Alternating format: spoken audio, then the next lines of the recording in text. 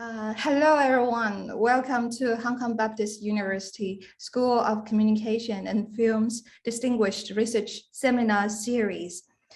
Today is my great pleasure to introduce to you our speaker, Professor Shuhua Zhou. So Professor Shuhua Zhou is a Leonard Goldenson Professor in Radio and Television Journalism at the Missouri School of Journalism. He is a former president of the Chinese Communication Association and the vice president of Asia Pacific Communication Alliance. He is editor-in-chief of Journal of Broadcasting and Electronic Media, associate editor of Communication and Society and Computer in Human Behavior, as well as a member of the editorial board of several SSCI journals. There might be something that you do not know before. Professor Zhou has pioneered broadcast news in English in southern China. He was recognized as one of the 100 best television hosts for his professional work as anchor and director of the English news program on GDTV. And his primary research areas are television news and human cognition of mediated messages. So the title of Professor Zhou's talk today is News and Affordances, Action Potential and Cognitive Support. So without further ado, I will pass the floor to Professor Zhou. Please join me in welcoming Professor Zhou. Thank you so much. Well, thank you, Celine. That's a very nice introduction, and that's probably the best PR work for me I've ever seen. Thank you so much.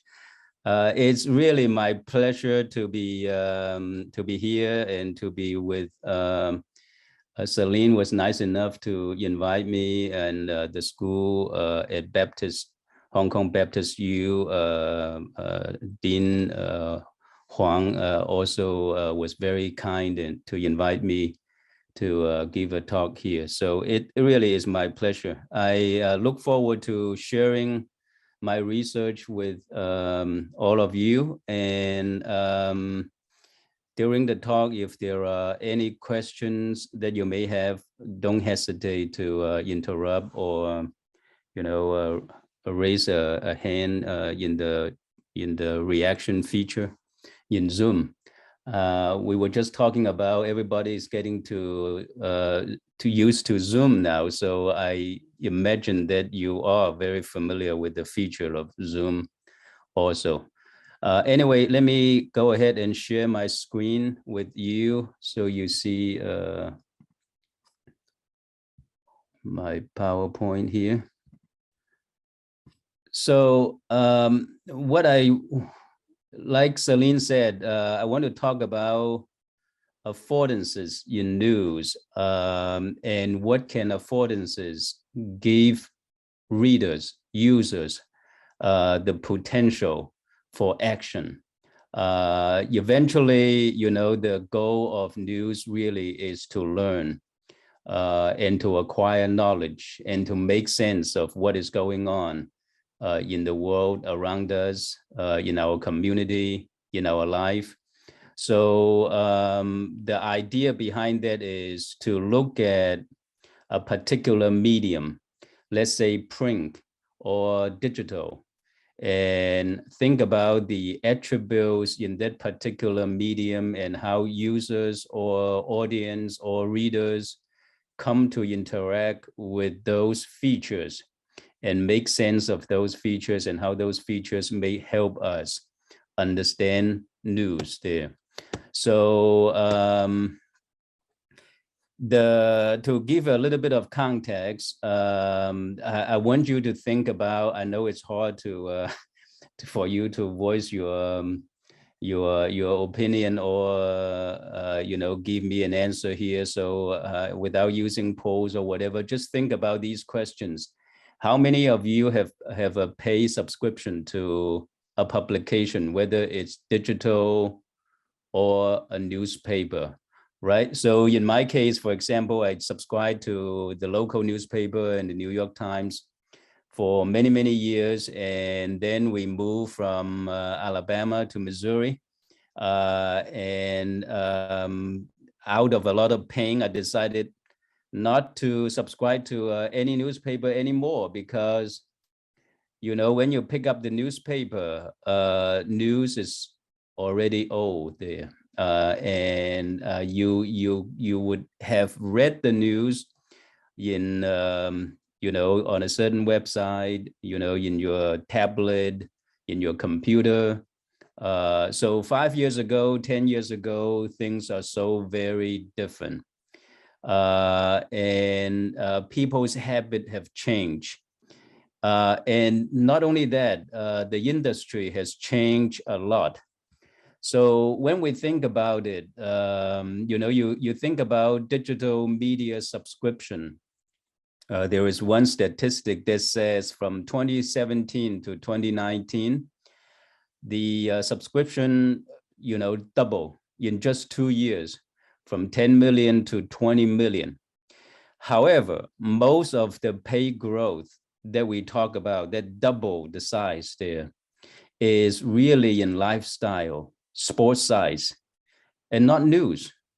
So we have to ask the question, what happened to digital news? Digital news is supposed to save the industry. Why is it not helping? Why everybody is paying for other sites rather than digital sites? Of course, there are many reasons, right? People say, well, if I don't read the news from the New York Times, I can always find the story from some other websites. Or some people will say, I'm a conservative. I don't read the New York Times. I watch Fox News.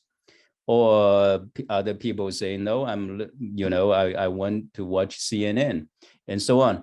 There are many reasons, but ultimately we have to think about what is going on with news.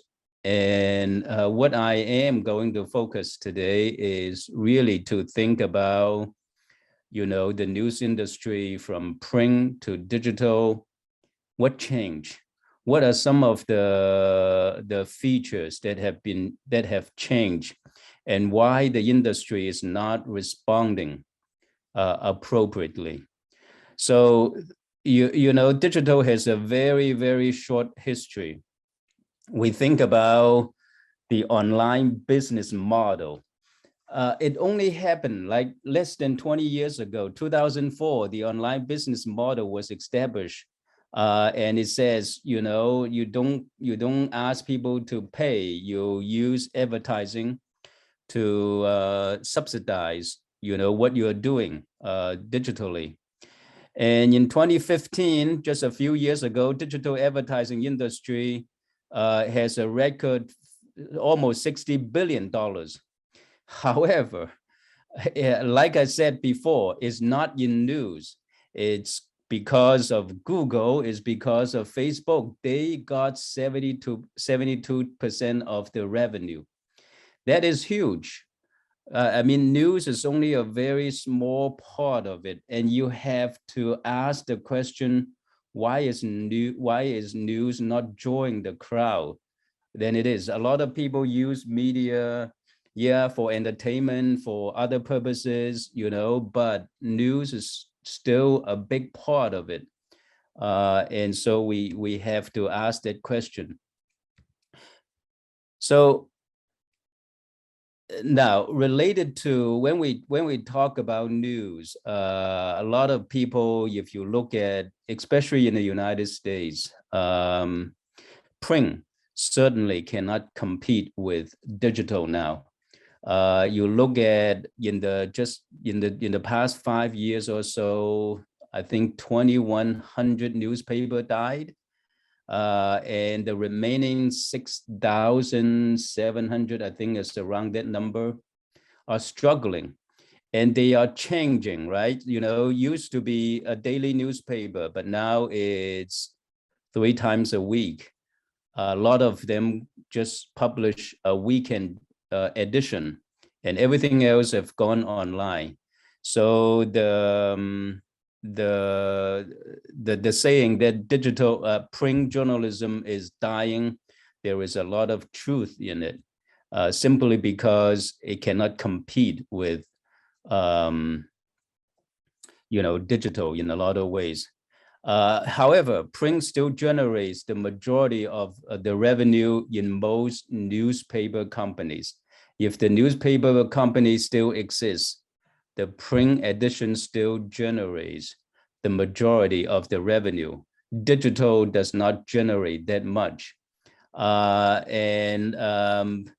If you look at some research by Qi and Yang, Qi, by the way, is the sister of a famous singer in Taiwan. Her study shows that people perceive digital news to be inferior good, meaning that people don't think too much about digital news.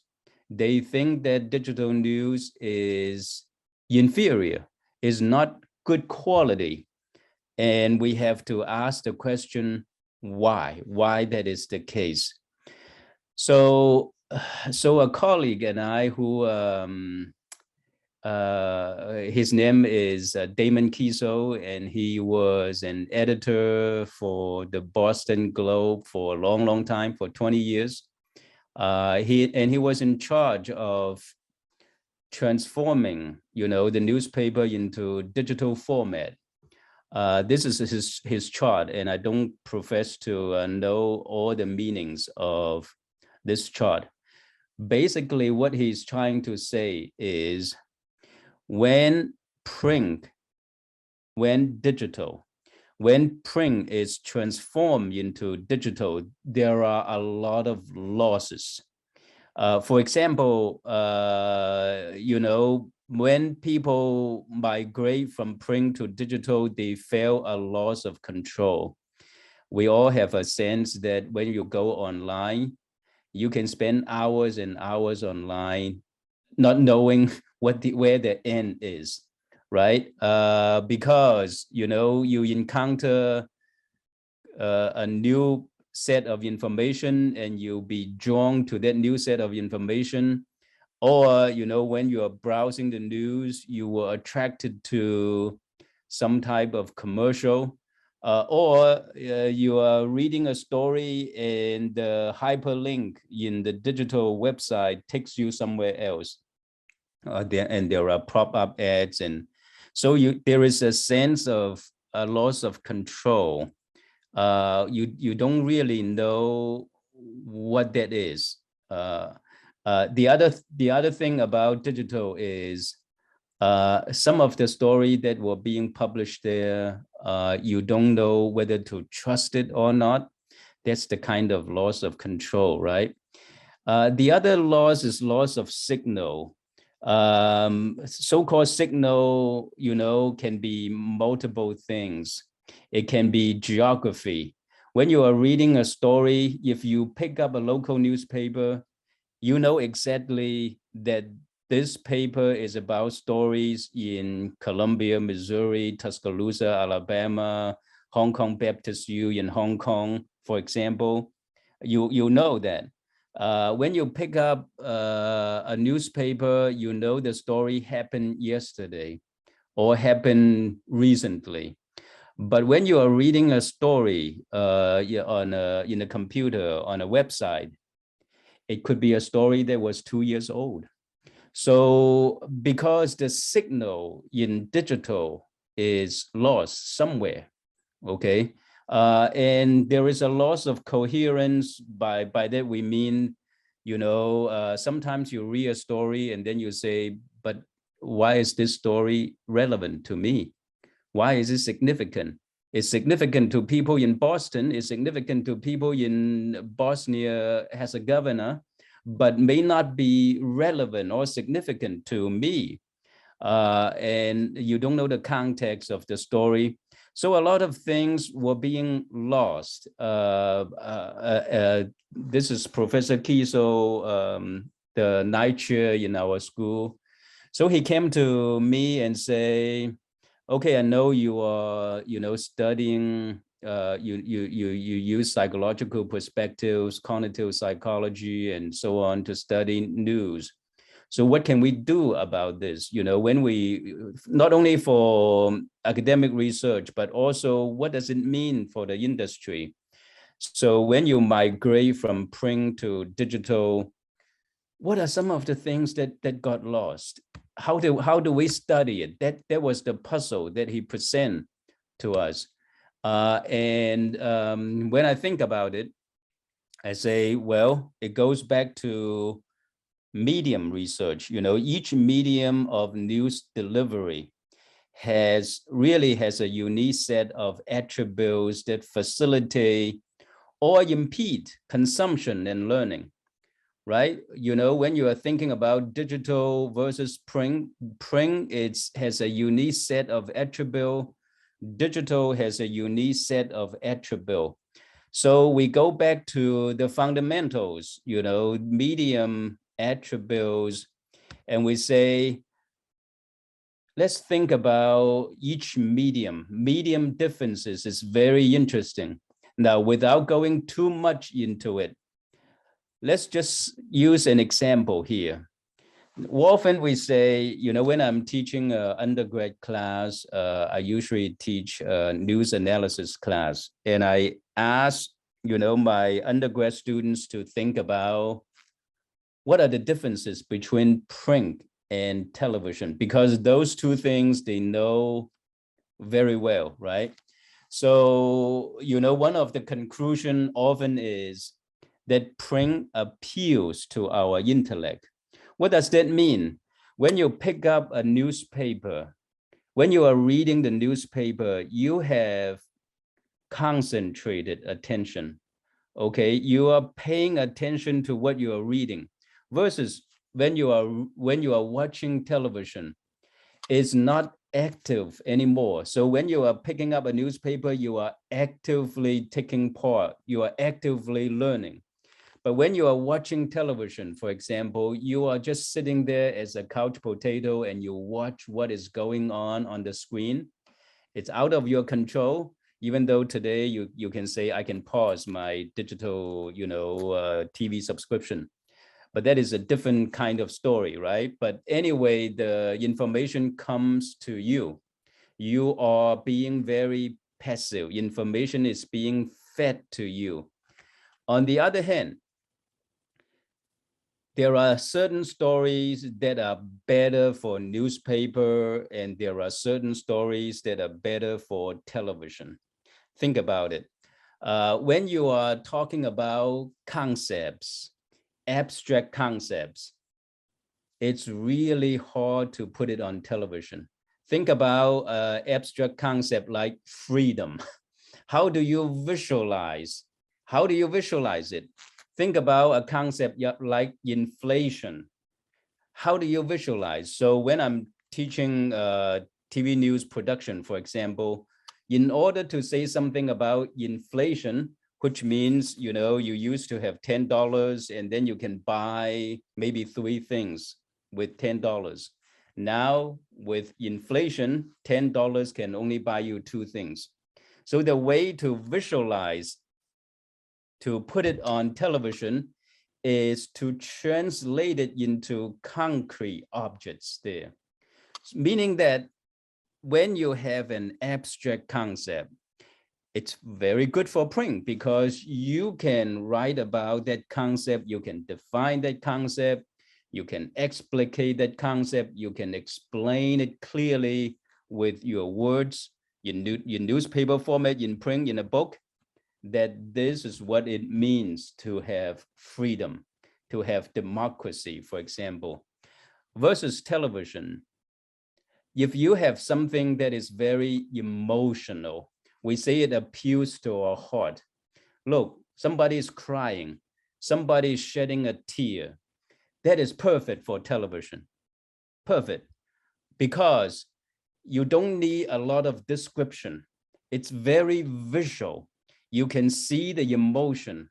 That's why when, say, Su Bingtian broke the Asian, 100-meter run record, 9.83 seconds. And you say, wow, that is fantastic. Okay. If you want to put it to words, it takes a lot of words to put it there. Okay. Just like 9/11, I remember when that happened, the airplane fly into the Twin Tower and the Twin Tower collapsed. it's very easy for TV to portray that tragedy, but it's very hard for print to do that. So anytime you have visual stuff, you have emotional stuff, it's very good for TV. What does that mean? It just means that each medium, television or print, they are the same. Each medium has a certain attribute that allow people to process certain things, to help people process certain things. So I, you know, when Professor Kiso and I talk, we say, well, let's go back to the medium studies. And, you know, I think that given that I have some knowledge about James Gibson's theory about affordances, I immediately think about this. This is the perspective we can use to talk about, to study how print, when it translates into digital or when it transforms into digital, what are some of the attributes in print that got lost? What are some of the attributes in digital that are unique and not present in print? And so we decided to go to James Gibson and use his theory, which is a ecological affordances, what he called ecological psychology kind of theory. So affordances, I said, is ecological because Gibson is saying that in an environment where there is an animal and there are objects in the environment, the way the animal, in this case, of course, we're interested in humans, the animal uses an object in the environment really says a lot about that object. So when we look at a particular object and the object says, do this. For example, you know, you have a bottle of water. The bottle of water has an invitation for people who are looking at it. The bottle of water says, drink me, right? When you have a fruit, the fruit says, eat me. That is what affordances really means. So an object has certain attributes that invite certain actions. And we are saying in print, that is the same. You know, in print, there must be some kind of medium attribute that invites you to do something so that you consume the news that way. So in the environment, let me just give a simple example. Okay, a rock is a simple object. So depending on, so that the rock has certain attributes. The rock really says, throw me. Okay, you can throw a rock if a rock is small enough. So if a child picks up a rock, the child will throw the rock. However, if it's an adult that sees the rock, the adult, because of a different kind of experience, the adult may say, hey, I can use that rock to build a foundation of the house. So a rock has certain attribute. It's round, it's heavy, it can hit something, but also the person who is seeing the rock also has a lot of to say about what kind of potential that rock has. A stick is the same thing, you know, a tree stick, for example. You know, when you see a stick, when we see a normal person sees a stick, and then we say, ah, it's a stick. So we can use it as a walking stick, for example, to help us walk. A bird that sees a stick, the animal we're talking about, right? The animal sees the stick, and the animal may say, that is just a perfect place to build a nest there. So the stick has certain attribute that allows you to hold the nest for the bird, or the stick has a certain attribute that allows us to support our walking. That's the idea behind affordances.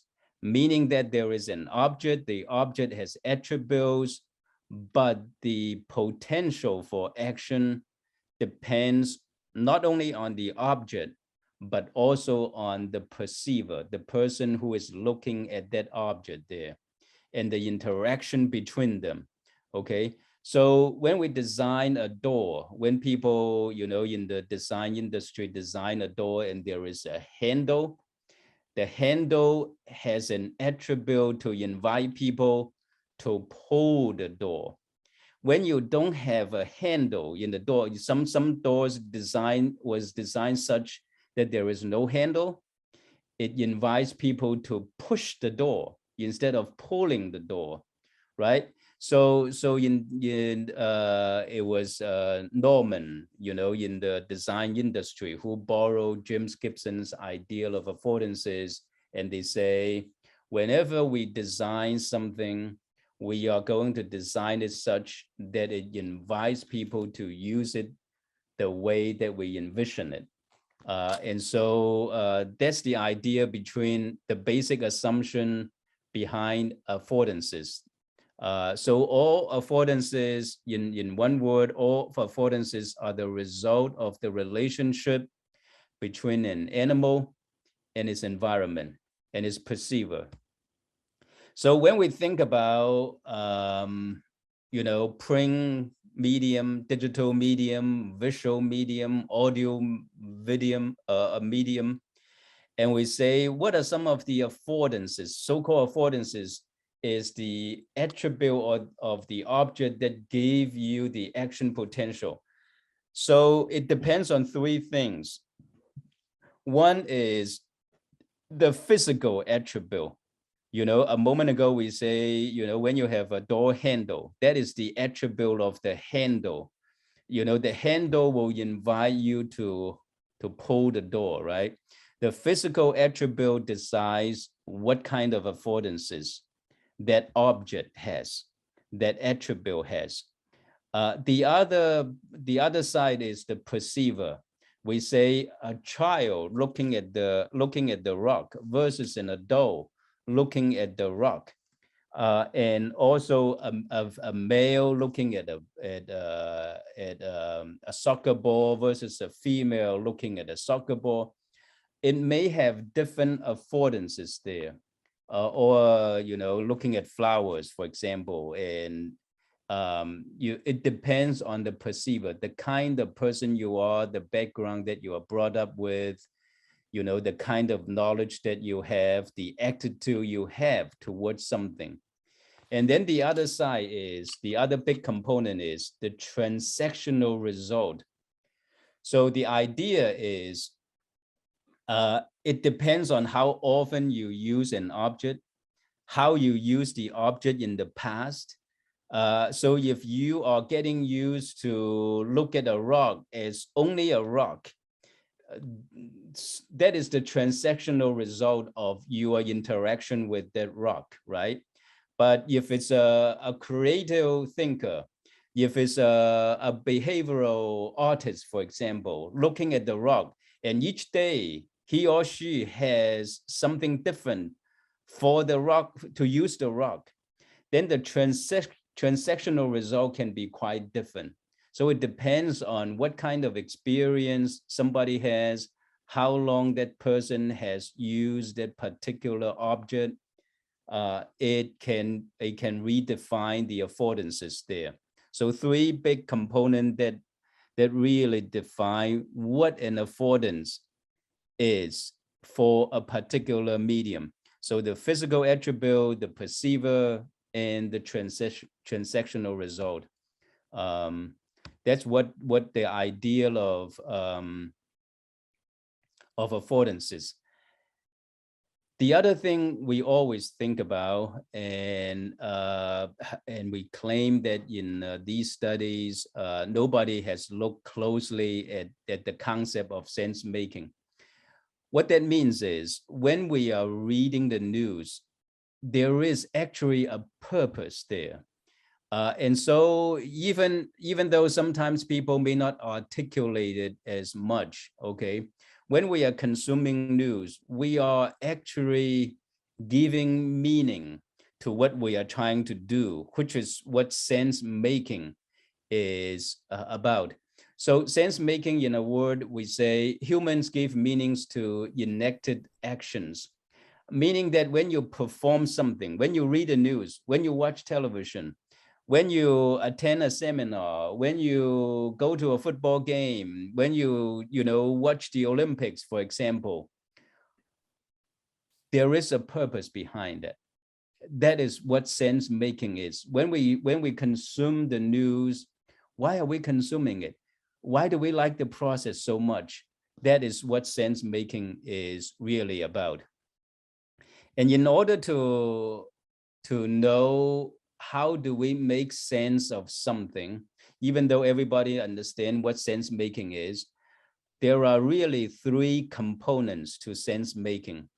The three components being identification, meaning that you have to know the purpose of a particular action. So if I come to the news for information, certainly I learn for information. If I come to the news for entertainment, I go for the entertainment. So that is what identification really means.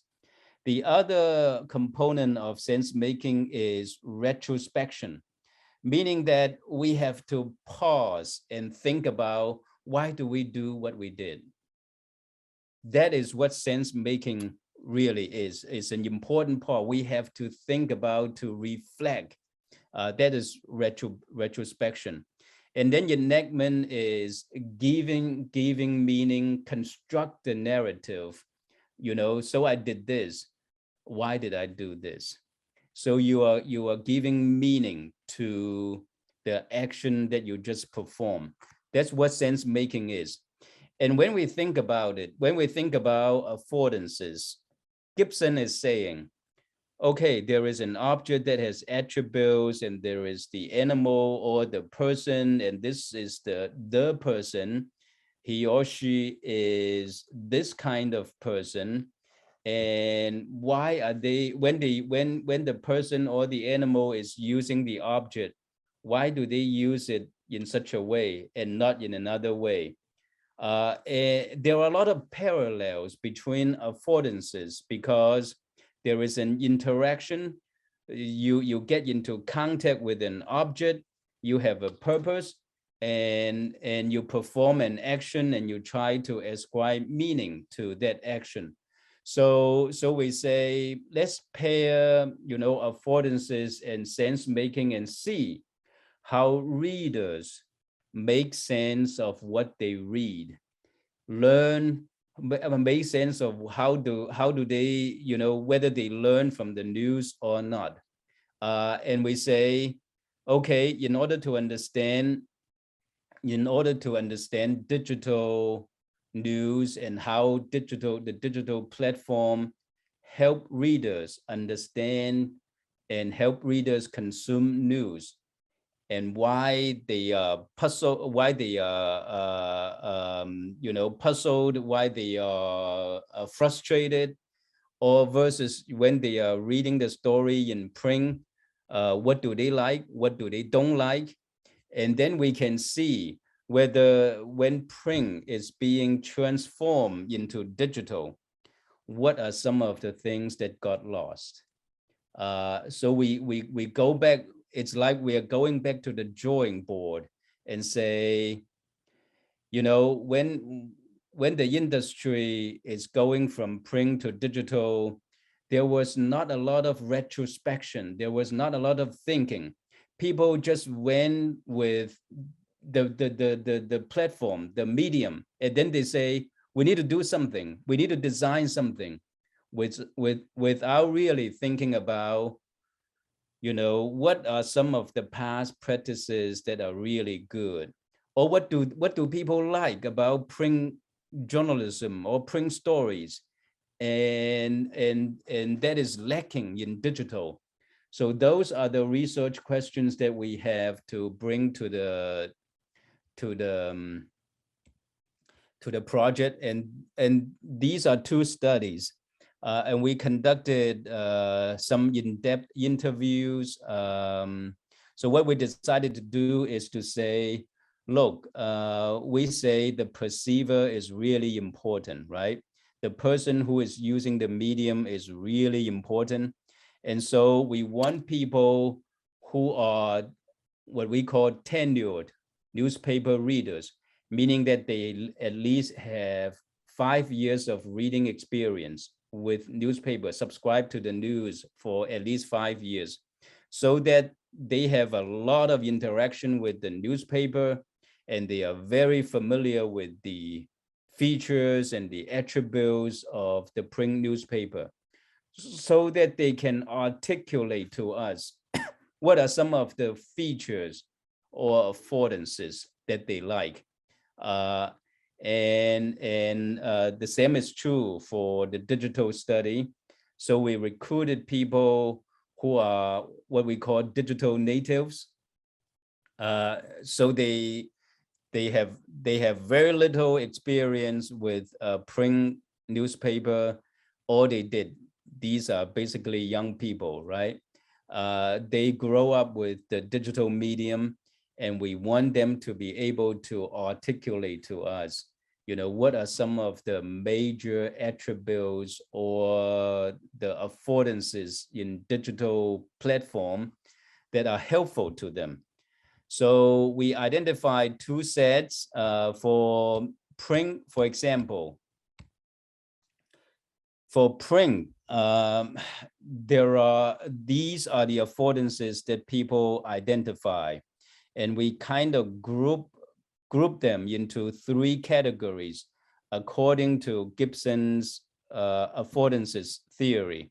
The first one is what we call physical affordances, and the second one is perceived affordances, meaning that it depends on the person, right?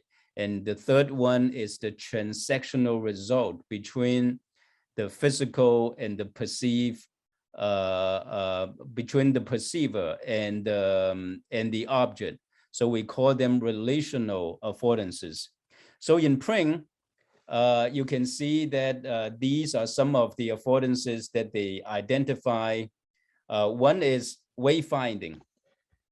By wayfinding, people tell us, when they pick up a newspaper, they can easily find their way. So, all of you probably have some experience reading the newspaper.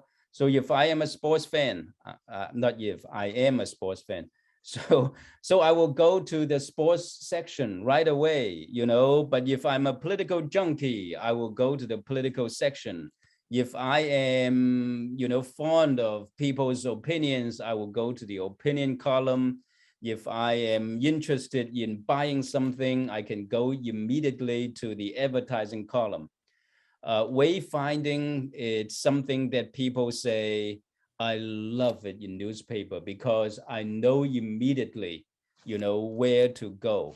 Wayfinding, very easy.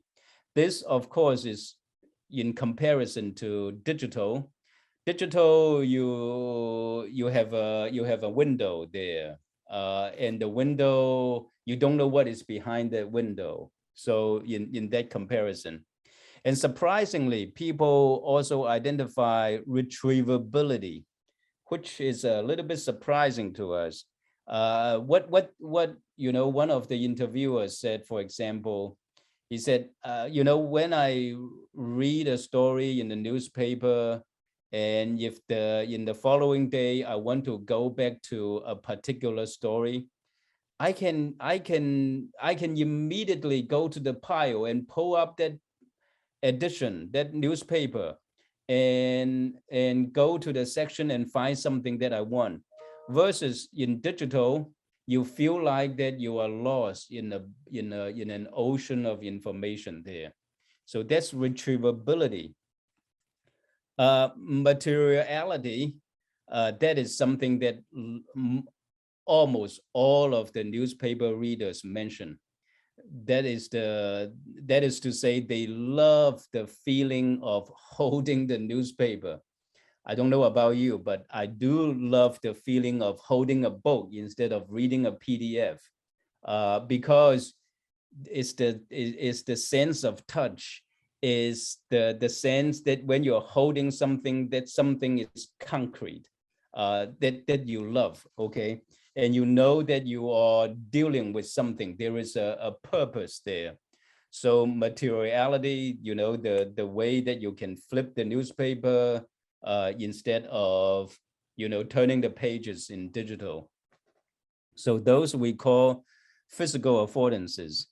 And then in terms of perceived affordances, people cited the newspaper, for example, in the front page.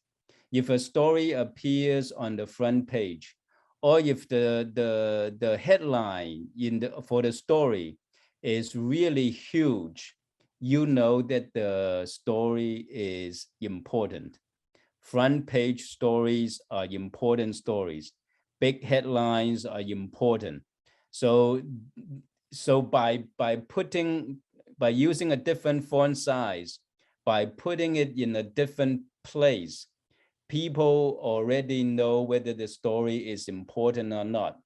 So when we ask the digital readers, the digital users there, that kind of attribute is really lost in a digital format, right? So, you know, most of the time when you go to a digital website, you see one story instead of multiple stories. And we all know that if you design a digital website, the way that you design newspaper is not going to work. People will feel that, you know, the design is cluttered. It has a lot of, it's too busy, for example. So the print readers love the sense that, you know, whenever you see something on the top of the paper on the front page, you know it's important. The other thing that people mention is, you know, when you are picking up the newspaper, there is a sense of aesthetics there. You know, the design of the newspaper is really well crafted. The way the picture is being put into the page, for example, it's people will try to give you a sense of clear visual, compelling visual. Now, the same is true probably in digital, but we were, you know, I guess not surprised. We were impressed by people who mentioned that, you know, the print newspaper really has a sense of beauty, a sense of aesthetics there. The other thing about reading the newspaper, it's the ideal of closure. What does that mean? You know, when you pick up a newspaper and you turn to the front page, you go to the political column, you go to the sports section, and you glance over the advertising column, for example, and you fold up the newspaper and you say to yourself, my job of reading is done. That is a sense of completeness. Think about digital. You don't have that sense because digital can go in very different directions, right? When you finish reading a story, the hyperlink may take you to another link. One story can lead you to advertising or whatever. There is no end to it. So there is no sense of completeness. There is no closure, the sense of closure. When you are sitting down in your chair, finished reading newspaper and folded it up, there is this sense of purpose. So you say, one job is done for today. My job of reading the newspaper is done for today. That is the sense of completeness. And so what about relational affordances in print? People identify genre. This is so very clear. So if it's opinion, the newspaper column will say opinion. If it's sports there, it's in the sports pages there. If it's, you know, community news, it is in community news, not in state news, not in national news. National news is one page, state news is another page. So genre in newspaper is very, very clear. Versus in digital, that is not the case there. Browsability, we mentioned, the print newspaper having the sense of paper.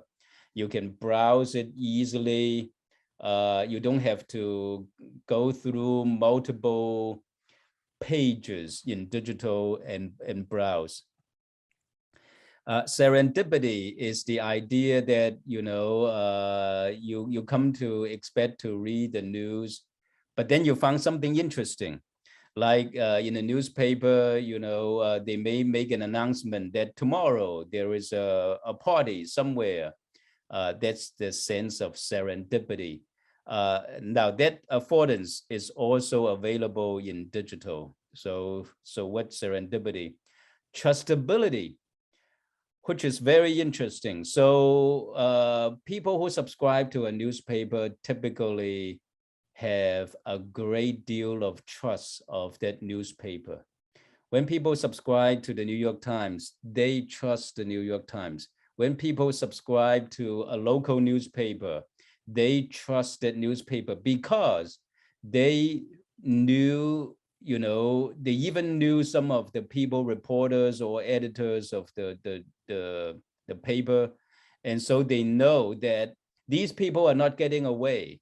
These people are not cheating us, and you can trust that the story that they provide, because if they provide false information, they are likely going to lose their audience, their readership. So trustability is a relational affordances for print. And so these are some of the affordances that people identify. Now, how about digital? So in another project, we do the same thing, but this is with the digital natives. And again, we have 3 sets of affordances, also for digital, so physical, perceived, and relational. One of the physical affordances that they identify is hypertextuality. The idea that I just mentioned, in a story, you have a lot of embedded links. And the embedded links are just a godsend, right? If you want to find out more information, background information about a particular person. So if you're a sports fan,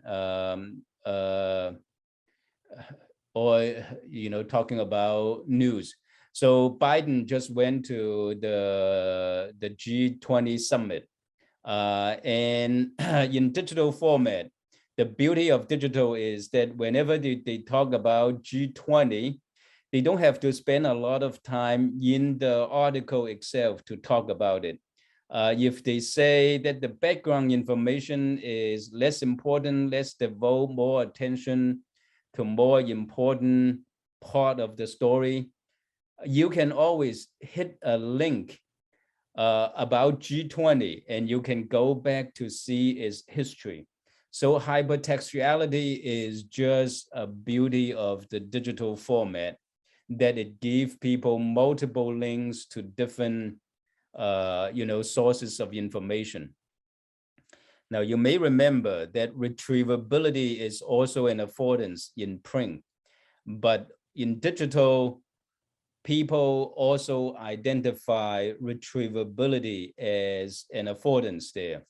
But retrievability in digital is different from print. So in digital, the way that you retrieve the information is by keywords, by bookmarks, by a digital footprint, instead of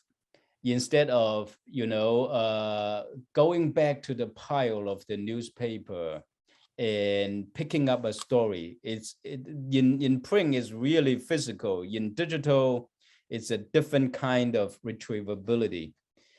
On the other hand, perceived importance perceive affordances in digital, people also identify importance. If they put it on the top of a page of a website, they know it's important, right? But it's just different from print, because in print you have a limited, you have a page in the front page there. But in digital, in newspaper, you can put, 4 or 5 stories on the front page. But in digital, you can only put maybe 1, maybe 2. If you put 3, it's getting busy. So people still know that it's important, but the way that it projects importance, it's a little bit different.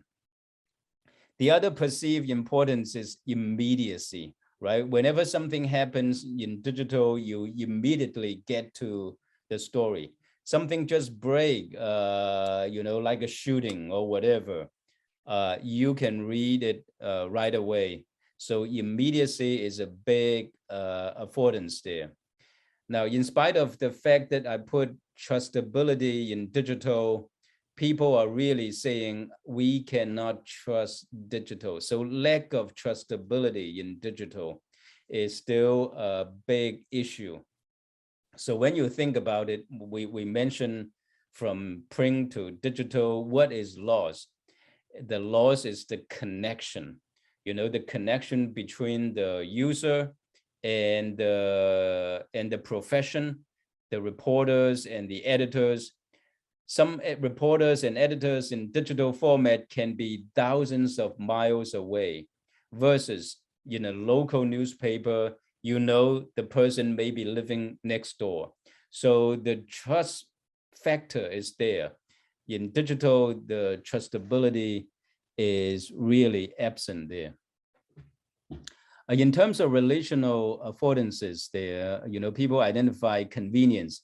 You can log into, or you can get on the internet anytime, any time of the day, any place. These days, with a lot of mobile devices, you can read it in the subway station. You can read it while you're riding a bus.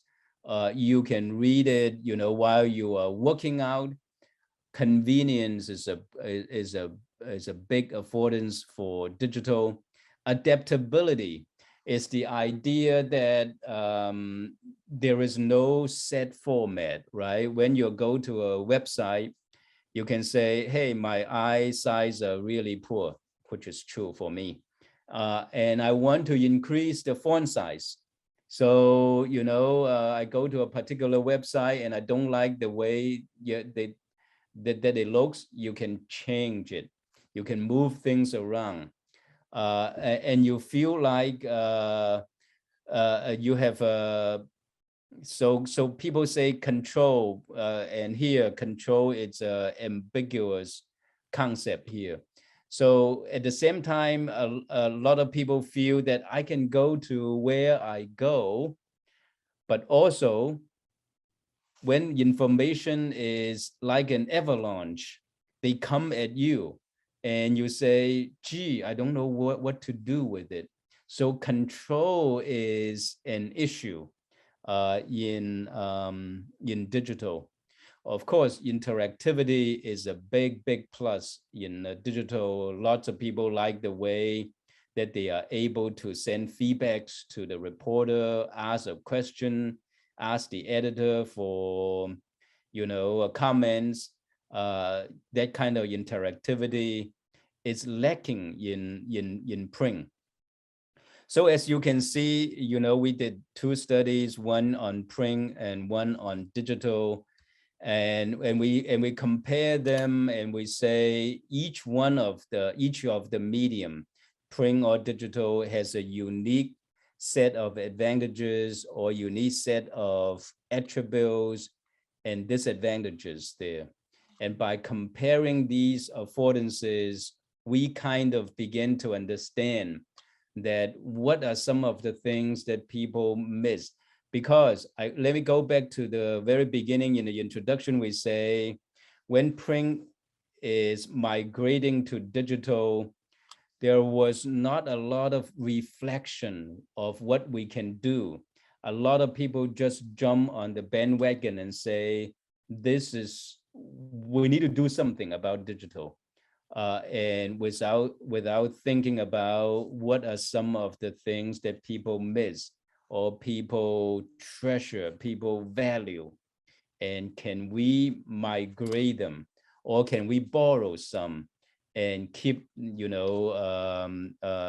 advantages in each medium. And so we conclude that print and digital each has a unique advantages and disadvantages. And there is, speaking of limitations, we think about affordances. There is no specific, in spite of all the affordances that we identify, we kind of have to put them into categories, and some of the categories may not be mutually exclusive. Some of the we certainly did not exhaust all the affordances, because of the sample that we have. We recruited people who are 5 years, who have 5 years of subscription experience with newspaper. We recruited people who are digital natives. And so what about the people who have less experience? What about the people who have more experience? We don't know. And a lot of the times, the affordances, because it's a constructivist kind of view on affordances. Remember, we say affordances depend on attributes of the object, but also depend on the perceiver, the kind of person. So in a way, what that means is it's harder to generalize, right? You think about affordance being dependent on the person. It makes affordance a little bit somewhat idiosyncratic, meaning that it depends on the person. And once we say it depends, we are losing some kind of generality. That really is an issue. So to accommodate that, we are actually doing a couple of experiments and a survey, trying to see in the broader audience, for example, whether people agree and to what degree they agree to the affordances that we identify. And we will use some affordances to look at how they actually help or impede people, how people pay attention, how people learn from the news. So one of the design is to look at pacing in a website design, meaning that if we develop a website in which we manipulate, on one page, for example, we put 6 stories there, and in another version we put 8 stories, we put 12 stories there. So we manipulate the pace of the page, and we also manipulate genre. Genre is a big thing, in digital, in print, people are very, very clear about what kind of story that is, whether it's a sports story, whether it's an opinion, whether it's a political story. In digital, that is not the case. Seldom do you see a website where they say politics. They will just put the most important story out there. It could be an opinion. Sometimes when you are reading something in print newspaper, when it's an advertisement, they have to have a big label there that says advertising. In digital, you can kind of create a sense that this is a real story versus an opinion. So we also manipulate genre, meaning that in a digital website, we try to clearly label something so that people people know what genre the story belongs to. And that affects how people, well, the hypothesis is it will affect how people take it. So if you say this is opinion versus, this is a true story, people definitely will say, people who have strong ideology, they will say, oh, that's just an opinion, I'm not going to take it seriously. But if it's a story, they are going to take it a lot more seriously. But anyway, those are the limitations that that we kind of identify for our own studies. And talking about them, one of them is published in journalism practice, the value of print affordances and sense making for newspaper consumers. And the other one is going to be out very soon, and it's titled Affordances for Sense Making, Exploring Their Availability for Users of Online News Sites. That one is going to be in digital journalism. So those are the studies that I want to share with you. I know that we want to reserve some time for questions if you have any. So I will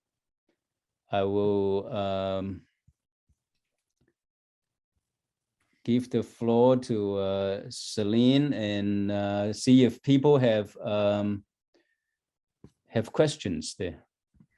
Thanks, Professor Zhou, for the very engaging and enlightening talk. So we will open the floor. So how about the audience? If you have any questions, please feel free to raise it. You can either post it in the chat box or you can raise it. Hi, Professor, can you hear me? Yeah. Hi, good morning, Professor. Hello. Hello, sir. It's a pleasure to hear, and thank you very much for sharing your work. And although you have highlighted a lot of questions that I had in your limitations section, but then I would like to ask you a general question about the affordances. How much are these affordances, generally speaking, related to age gap or age difference? For example, all the qualities that you mentioned, all the affordances that you mentioned with regards to print can be countered on the basis of age difference. That is, youngsters who could relate more to their iPads and electronic gadgets would see the same affordances while using electronic gadgets, the ones that you mentioned with regards to print. So I was thinking, has it anything to do with demographics, this kind of research, or your findings of affordances? So that is one of... Sorry, let me, for example, let me clarify more and give an example.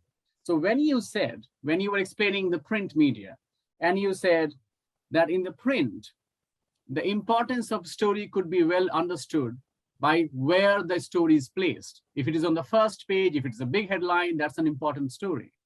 But what I'm saying is that in this age of hyper-polarized views on internet, what is actually an important story? In this age of confirmation bias, is there anything like important stories? Where youngsters go on internet, look for the news that they are really looking for. Does it make sense? Yeah, that's very interesting. So, and you are leading us into a brand new domain, right? So when you are talking about confirmation, people are not coming to the news to consume new information. They are looking for, reassurances, for example. I don't know whether that is what affordances really is saying, but I understand your first part of the question to say, are affordances age specific? Are affordances based on, a person's age? In a way it is, because we say that the third, factor that contributes to affordances is your interaction, right? The relational result. So certainly younger people, they don't have as much experience. And so the kind of affordances that they can identify versus, a 60-year-old, an 80-year-old is going to be different.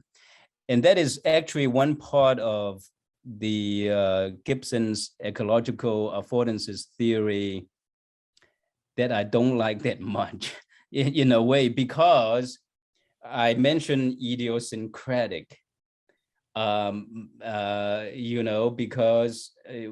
when you say it depends, it makes a lot of sense, but you are also avoiding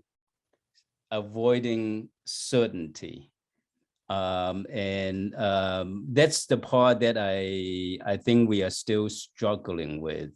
It's not perfect. It's in a way, it allows us to say what we want to say, but in another way, people will say, but you are not drawing certain conclusions. You are just saying, this is how it may work without a lot of certainty. Very good question, but I hope that my answer sort of make you understand why we are where we are there. Yeah, thank you very much. Very good question. Thank you. Thank you, Nilesh. I think here is a question from the chat box from Brianna Shen. So thank you very much, Dr. Zhou, for this wonderful talk. How do you think the differences between cognitive processing and affordances, because both the concepts involve three components: an object, a perceiver, and perceived results? Well, thank you, Brianna. I know who you are, I think. That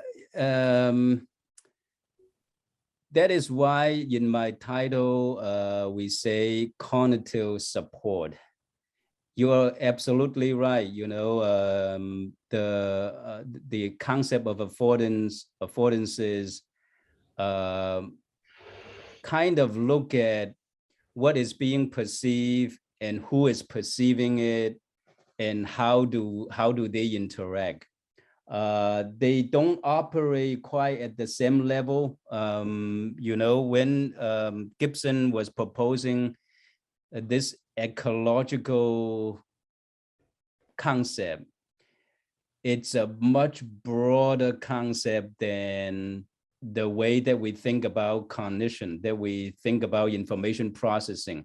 In information processing, we kind of think at the individual level and really putting the focus on the perceiver more rather than the environment. So they are related for sure, but the way to reconcile it, I think it takes some kind of creativity in coming up with a design that will allow the differences in operation, differences in level of analysis to reconcile. I don't think I have a ready answer, but I'm thinking in that direction. Let me put it that way. Okay. Okay, so here comes another question from our RPG student. So so I will read it for you. Yeah. So thank you, Professor Zhou. It's interesting to see that the results of the research include relatively abstract ideas, such as serendipity, when it comes to the interviewees' responses on either print or online news content. Understanding that the research is in the US context, my question is, if we would like to put it in a different context, for example, in the Hong Kong context, what would we be aware or take note of when referencing your research? Wow, that's a interesting question. When we first conceptualized our study, I think we were thinking that the ideas are more universal than context specific. So I want to be really careful when I try to answer your question. I don't think, in a way, context is a factor. Like, in Hong Kong, maybe the way that people perceive the media can be different, right? So these days, for example, Hong Kong newspaper readers or digital users, they may think that the media is tinted by ideology or whatever. So the way they interact with the media can be different. So I would say that in one way, if you want to reference it, you want to emphasize how the perceiver perceive media, how the perceiver perceive the attributes in the media. In a way, if you want to be general though, if you take the medium approach, like I said, if you just look at television medium, print medium, digital medium, I don't think there is a big difference there. But I can see the difference in terms of the perceiver, right? What kind of person is looking at these attributes? Where is this person? What kind of culture does this person bring into the perception?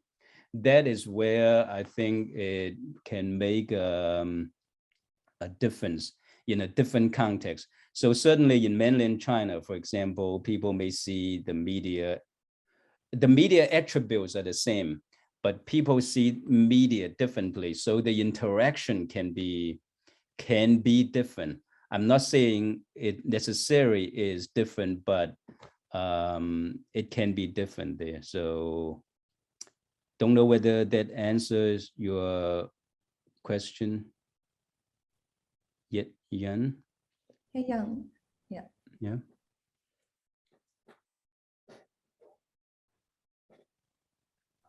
Okay. You're most welcome to come up to the screen and and engage in the discussion too. Yeah. Please feel free to, yeah. Yeah, it's meant as a as an exchange rather than me, just talking and talking. That serves no purpose there.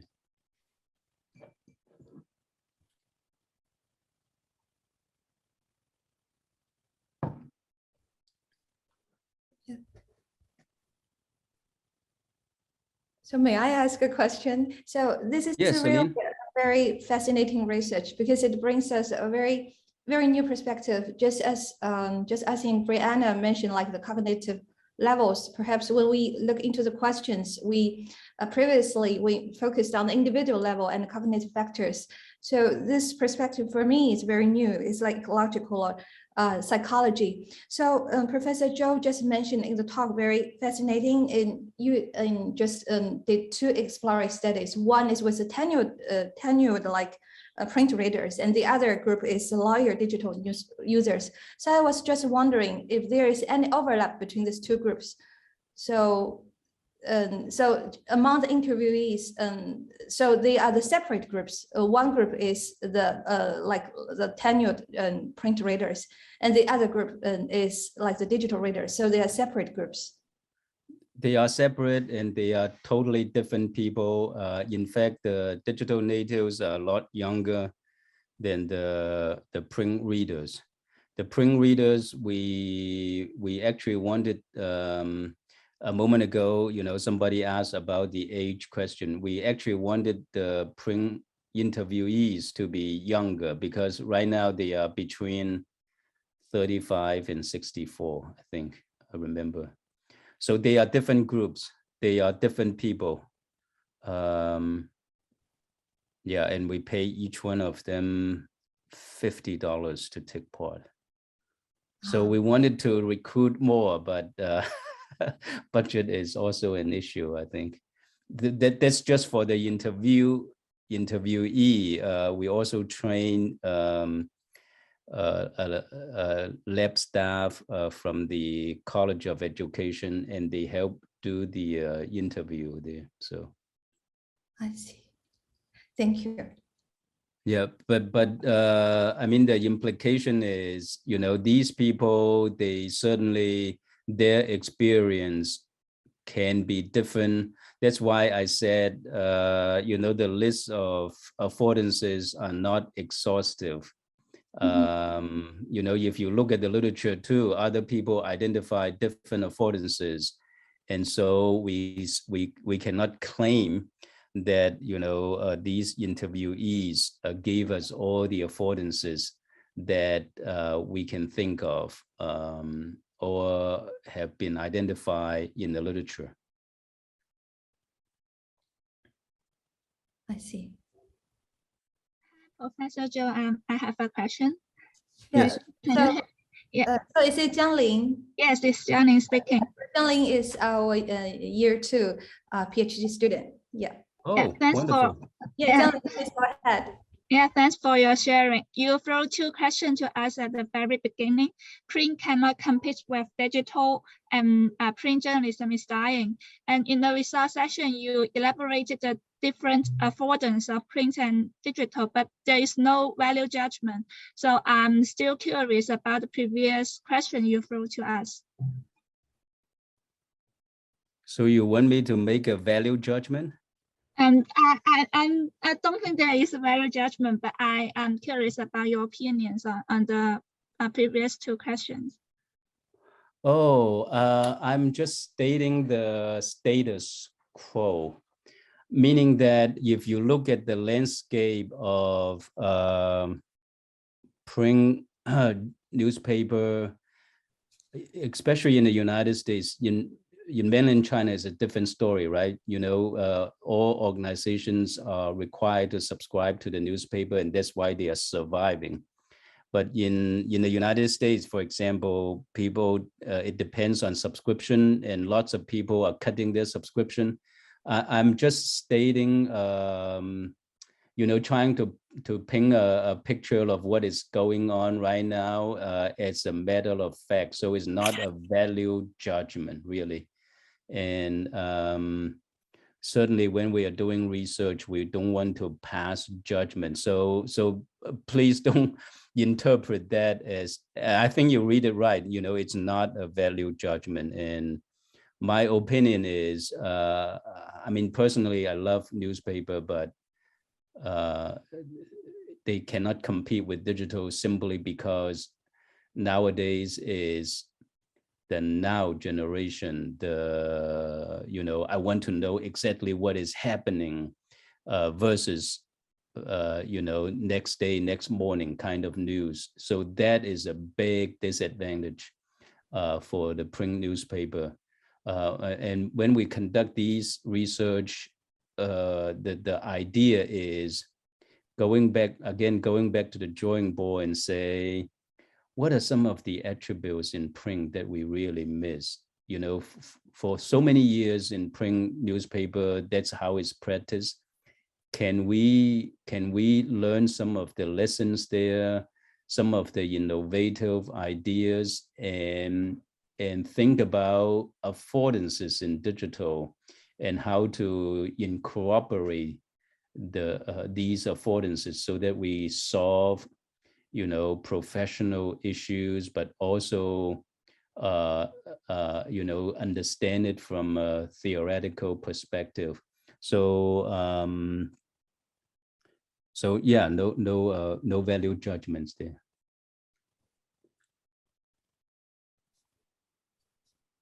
Did I answer your question, Jiangling? Yes, thank you so much. All right. Okay, so how about the others? Do you have any questions?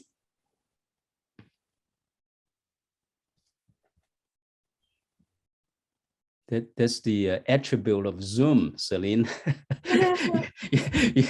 It's compared to in person, right? You can kind of read everybody's, but in Zoom, speaking of affordances, Zoom has a lot of different kind of affordances there. It allows us, to cross geographic boundaries and cross time, and but also it does not have, the immediacy, the interaction, and so on.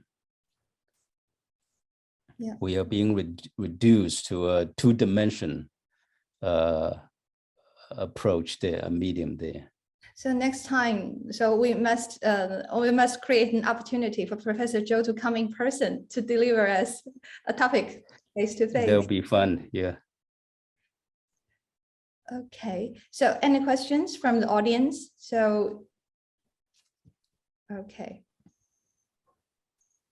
Okay, so if no more questions, I know it has already been a long day for Professor Zhou, because prior to the talk, he also taught, because it's US time, is in the evening.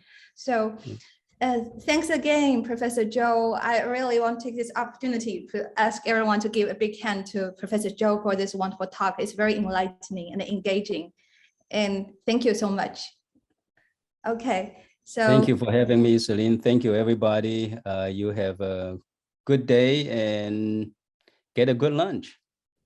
Thank you, Professor Zhou. Thank you. All right. Bye-bye. Bye-bye.